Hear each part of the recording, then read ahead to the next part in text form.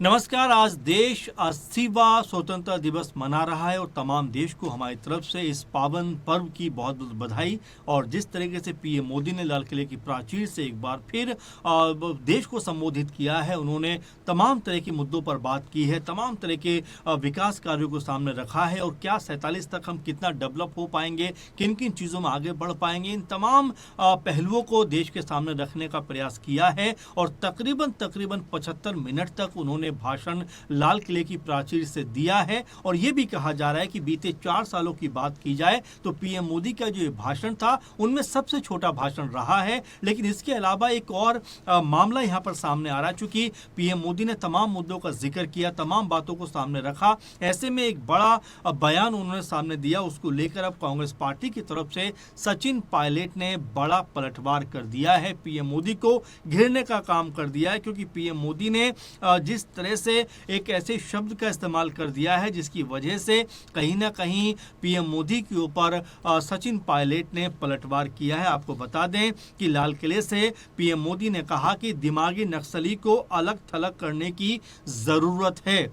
इस तरह की बात पीएम मोदी ने जब कही, उसके बाद में सचिन पायलट का इसके ऊपर जो है कटाक्ष सामने आता है, इसके ऊपर पलटवार सामने आता है। और सचिन पायलट क्या कहते हैं वो भी आपको बताते हैं। दरअसल सचिन पायलट कहते हैं कि अभी नए नए शब्दों का आविष्कार हो रहा है। कोई दिमागी नक्सली है, कोई अर्बन नक्सली है। आज के समय में जिम्मेदार व्यक्ति को इस तरीके की बातें शोभा नहीं देती, ये कहना है सचिन पायलट का। वो इस पूरे मामले के ऊपर एक तगड़ा प्रहार करते हुए कहते हैं कि जिस तरह के शब्दों का इस्तेमाल किया जा रहा है, जिस तरह से नए नए शब्दों को जो है गढ़ा जा रहा है, वो ठीक प्रोसेस नहीं है। क्योंकि जिस तरह से उन्होंने दिमागी नक्सली का जिक्र किया, जिस तरह से अर्बन नक्सली का जिक्र किया, वो इस तरह के मजबूत और अहमियत वाले पद पर बैठे हुए, जिम्मेदार पद पर बैठे हुए, जहां से उनको यानी पीएम मोदी को इस तरह का बयान नहीं देना चाहिए, इस तरह की बात को नहीं कहना चाहिए। ये बात सचिन पायलट ने कही है। अब जिस तरीके से यहाँ पर ये पूरा मुद्दा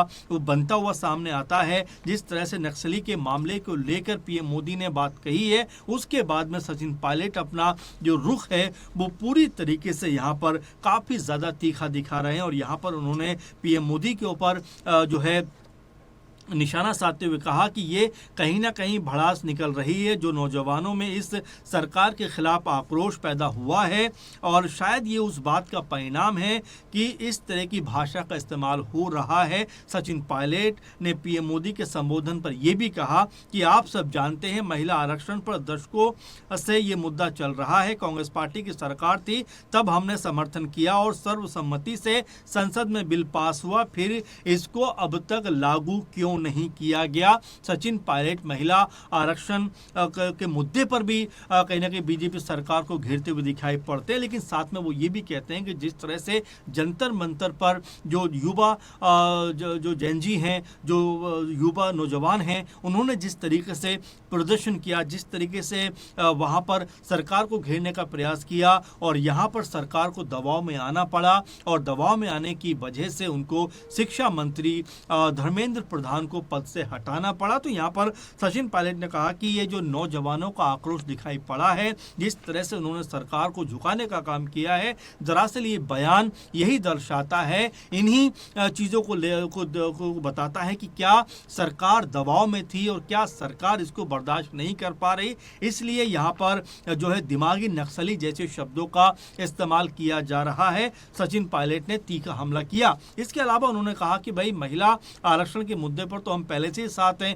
पहले से ही बिल पास हो चुका है, तो आखिर अब तक इसको लागू क्यों नहीं किया गया। आपको बता दें कि सचिन पायलट ने यह भी कहा कि महिला आरक्षण के नाम पर आप राजनीति साधना चाहते हैं, एक गैर कानूनी परिसीमन को लाना चाहते हैं, हम उसके खिलाफ हैं। महिला आरक्षण को तो हमने पहले ही पारित कर दिया, तो इंतजार किस बात का, इसे लागू कर देना चाहिए। यानी परिसीमन विधेयक के ऊपर भी सचिन पायलट ने यहाँ पर सरकार को घेरने का काम किया। उन्होंने कहा कि गैर कानूनी तरीके से, गैर जरूरी तरीके से इस पूरे के पूरे प्रोसेस को सामने लाया जा रहा है, जिसकी कोई जरूरत नहीं है। क्योंकि परिसीमन होगा तो कई राज्यों का, जो छोटे राज्य हैं जिसमें साउथ के, चाहे तमिलनाडु तमिलनाडु की बात करें और तमाम राज्यों की बात करें, उनकी सीटों की संख्या घट सकती है। तो अपने आप में ये जो मुद्दा है ये बड़ा विवाद का विषय बनता हुआ दिखाई पड़ता है और यही वजह है कि महिला आरक्षण का जो मामला है वो अटका हुआ है, क्योंकि परिसीमन से जोड़कर ही उसको देखा जा रहा है। और सचिन पायलट यही बात कहते हैं कि भाई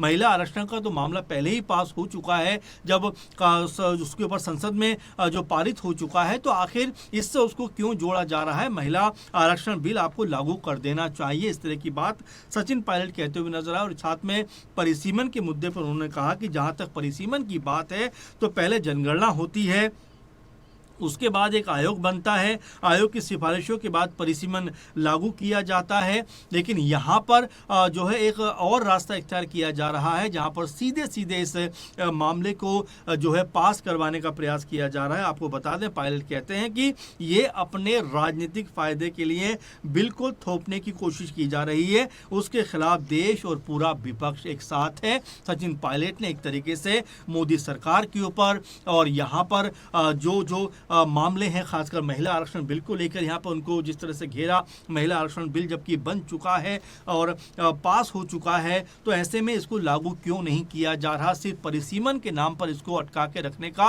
कोई मतलब नहीं है। और परिसीमन को लेकर भी वो कहते हैं कि जिस तरह सरकार इस बिल को पास करवाना चाहती है वो भी कोई सही तरीका नहीं है, क्योंकि पहले जनगणना होती है, फिर उसके ऊपर एक आयोग बनता है और आयोग की सिफारिशों के बाद में परिसीमन को लागू किया जाता है। लेकिन यहाँ सरकार जो है एक गलत रास्ता इख्तियार कर रही है, जिससे एक गलत तरीके का यहाँ पर माहौल बन सकता है और सरकार पॉलिटिकल फायदा लेने के लिए इस तरह की चीज़ों को सामने रख रही है। तो यहाँ इस मौके पर भी सचिन पायलट ने सरकार को घेरने का काम किया है। आज 80 साल देश की आज़ादी को हो गए और पीएम मोदी के बयान के बाद जो है सचिन पायलट ने उनको घेरा है कि भाई आप जैसे शब्दों का इस्तेमाल कर रहे हैं वो शब्द सही तरीका नहीं है, आप सही शब्दों का इस्तेमाल करिए, क्योंकि आपने जिस तरह से दिमागी नक्सलियों को अलग थलग करने की ज़रूरत है जैसे शब्दों का इस्तेमाल किया है, वो ये बताता है कि अभी अभी जो वो कहते हैं सचिन पायलट की अभी अभी नए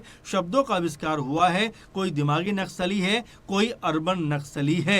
आज के समय में जिम्मेदार पदों पर बैठे हुए लोगों को तो कम से कम इस तरह की बात को नहीं कहना चाहिए, नहीं करना चाहिए। सचिन पायलट का इसके ऊपर जो है कड़ा जो कह सकते हैं पलटवार भी है और कड़ा संदेश भी है। सरकार को चेताना चाहते हैं कि भाई आप जिस तरह के शब्दों का इस्तेमाल कर रहे हैं वो कतई सही शब्द नहीं है, क्योंकि अगर जैन जी युवा खासकर अगर कोई विरोध प्रदर्शन करते हैं, नौजवान कोई अगर अपना मुद्दा उठाते हैं और सरकार को अगर उसके सामने झुकना पड़ता है तो सरकार को फिर इस तरह के शब्दों का इस्तेमाल नहीं करना चाहिए कि कौन जो है दिमागी नक्सली है, कौन अर्बन नक्सली है। इस तरह के शब्दों को एक जिम्मेदार पद पर बैठे हुए व्यक्ति को नहीं कहना चाहिए, नहीं बोलना चाहिए। सचिन पायलट ने इसके अलावा महिला जो आरक्षण का बिल है जो पास हो चुका है उसको लेकर भी कहा कि सरकार को उसको लागू कर देना चाहिए। और परिसीमन के मुद्दे पर भी वो कहते हुए नजर आए कि सरकार जो है वो गलत ढंग से इसको लागू करवाना चाहती है,